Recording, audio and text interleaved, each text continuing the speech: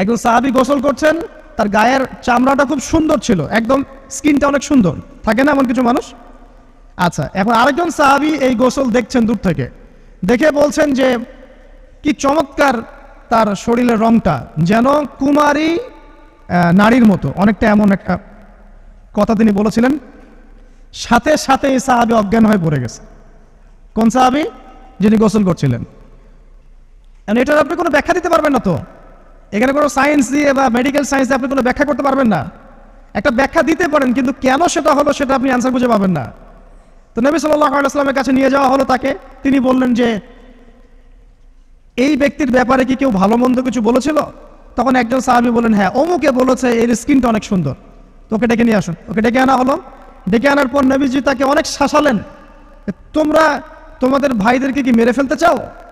তখন এই সাহাবী তো অবাক, আমি আবার কখন মারতে চাইলাম ইয়া রাসূলুল্লাহ? আমি তো মারতে চাই নাই, আমি তো খালি বলেছি যে তার গায়ের রংটা অনেক সুন্দর।